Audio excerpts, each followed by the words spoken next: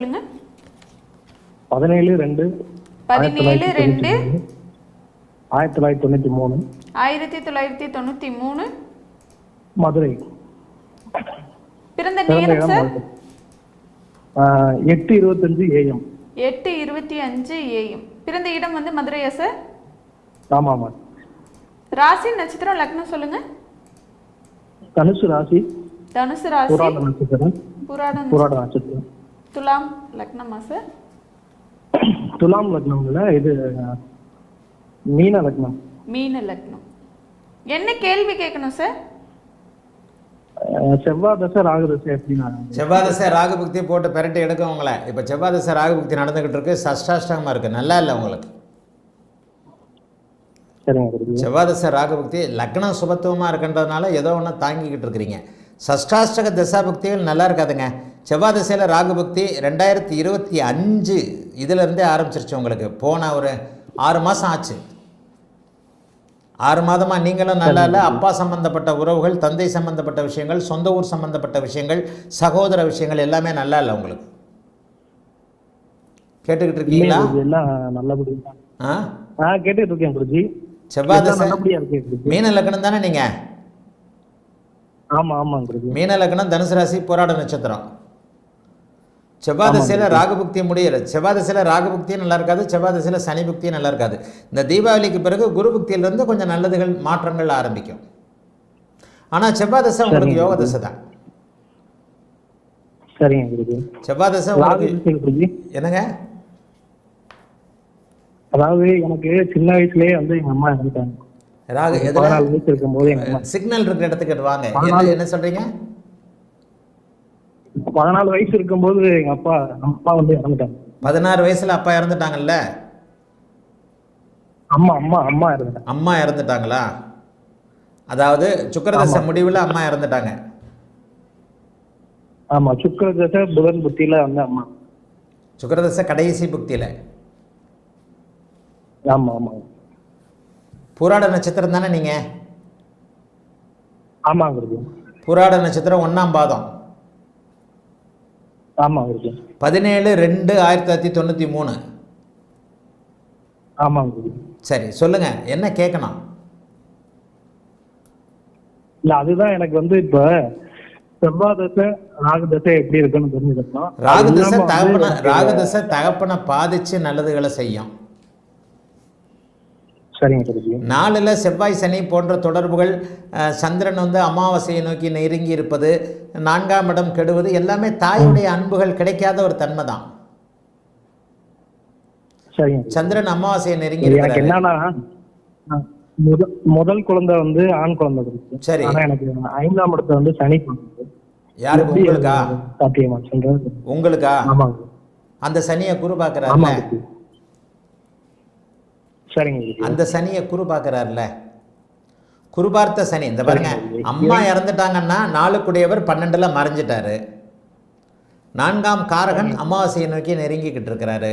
4ஆம் இடத்துல சனி செவ்வாயுடைய தொடர்பு இருக்கு. அதனால அம்மா வந்து உங்களுக்கு கரெக்டாக அந்த சுக்கிரதசை முடிகிற நேரத்தில் உங்களுக்கு அம்மா இறந்துட்டாங்க. அப்பா அமைப்புகள் ராகுதசையிலிருந்து உங்களுக்கு நல்லா இருக்காது. அதுக்காக அப்பாவுக்கு உடனே கண்டம்னு சொல்ல முடியாது. ராகுதசை ஆரம்பத்துலேருந்து இப்படி தான் இருக்கும். 5 சனி பார்த்தா ஆம்பளை பிள்ளை இல்லைன்னு சொல்கிறேன். அதுக்கு விதிவிலக்கு சொல்கிறேன்ல. குரு கேந்திரத்தில் இருக்கிறார்ல, குரு கேந்திரத்தில் இருக்க அந்த பார்க்கின்ற சனியை குரு பார்க்கிறார் இல்லையா? சனியின் பார்வை எப்போது மட்டுப்படும்ன்றது அடிக்கடி சொல்கிறேன்ல. சனி குரு பார்த்தா சுபத்துவம் ஆகிறார்னு சொல்கிறேன்ல. விதியை மட்டும்தான் கவனிக்கிறீங்களே தவிர விதிவிலக்கு சொல்லிக் கொடுக்கறத நீங்கள் மனசில் ஏற்றிக்கவே மாட்டேன்றீங்களே. ஆம்பளை பிள்ளை உங்களுக்கு இருக்கு இல்லையா? நான் ஒருவேளை வந்து இது ஏதோ லக்னம் முன்ன பின்ன ஆகுமோன்ற டவுட்ல தான் கேட்டேன். லக்னம் கண்டிப்பா மாறுதுன்னா அதுக்கேற்ற மாதிரி லக்னத்தை செக் பண்ற டைம் இது இல்லையே. லக்னத்தை செக் பண்றதுக்கே தனியா 10 நிமிஷம் 15 நிமிஷம் ஒவ்வொரு இதா கேட்பேன். ஒரு டவுட் அதுக்குதான் எனக்கு இப்ப அப்படியே கும்ப லக்னம்னு வச்சு பார்த்தாச்சுன்னா 4ல் சனி வந்து 4ல் கேது வந்துடும். இந்த லக்னம் செக் பண்றதை இந்த லைவ்ல கண்டிப்பா வச்சுக்காதீங்க, முடிக்கவே முடிக்காது. நான் அதுக்குள்ள 4 பேருக்கு பலன் சொல்லிடுவேன். சில விஷயங்களை உங்களுக்கே நான் சொல்லி கொடுத்துருக்குறேன். அந்த உங்களுக்கு சொல்லி கொடுத்துருக்கிற விஷயங்களை எல்லாத்தையும் தான் வெளிப்படையாக லைவில் எல்லாத்துலேயும் வீடியோக்களில் உங்களுக்கு சொல்லி கொடுக்குறேன்ல. உங்களுக்கு புதனுடைய அமைப்பு வலுவாக இருக்கும் பொழுது நீங்களே அதை செக் பண்ணி பார்த்துக்கலாம் இல்லையா? உங்கள் கேள்வி என்ன அதை சொல்லுங்கள். இந்த இடம் வந்து லக்கணத்தை உறுதிப்படுத்துறதுக்கு வாழ்க்கையில் நடந்த எப்போ கல்யாணம் எப்போ எல்லா விஷயங்களையும் செக் பண்ணி பார்த்துட்டு தான் லக்னத்தை உறுதிப்படுத்தணும். ஒரு விஷயத்தை மட்டும் வச்சு சொல்ல முடியாது. இப்போ அம்மா இறந்துட்டாங்கன்னு சொல்கிறீங்க, நாளில் செவ்வாயின்னு நான் கணக்கு பண்ணுறேன். இதே கும்ப லக்னமாக நீங்கள் நினைக்கிற மாதிரி 20 நிமிஷம் முன்னாடி பிறந்திருந்தீங்கன்னா நாளில் கேது வரும். நாளில் கேது வந்தாலும் அதே பலன் தான். அவர் குருவின் பார்வை இருக்குது, ஆனால் நாளில் கேது இருக்குது. நாளில் கேது இருக்கும்போது 15-16 வயசு வரைக்கும் அம்மா அனுமதிக்கப்படுவார்கள் அப்படிங்கிறது உண்மை. ஆக நீங்கள் தான் வந்து ஒவ்வொரு பலனாக நான் சொல்லுகின்ற ஒவ்வொரு விதியாக வாழ்க்கையில் நமக்கு என்ன ஆதிபத்தியங்கள் என்ன காரகத்துவங்கள் எந்த அளவிற்கு கொடுக்கப்பட்டிருக்கிறது அப்படிங்கிறத கணக்கு பண்ணணும். சரி, என்ன கேள்வி உங்களுக்கு சொல்லுங்கள். சரி, இல்ல செவ்வாய் திசை எனக்கு என்ன மாதிரியான பலன்களை தரும், ராகு திசை என்ன மாதிரியான பலன்களை தரும், எவ்வளவு ஏர்ன் பண்ணும், எவ்வளவு சம்பாதிப்பேன்? மீன லக்னமாக இருந்தால் ராகு தசையும் செவ்வாய் தசையும் உண்மையிலேயே உங்களுக்கு நல்லா இருக்குங்க.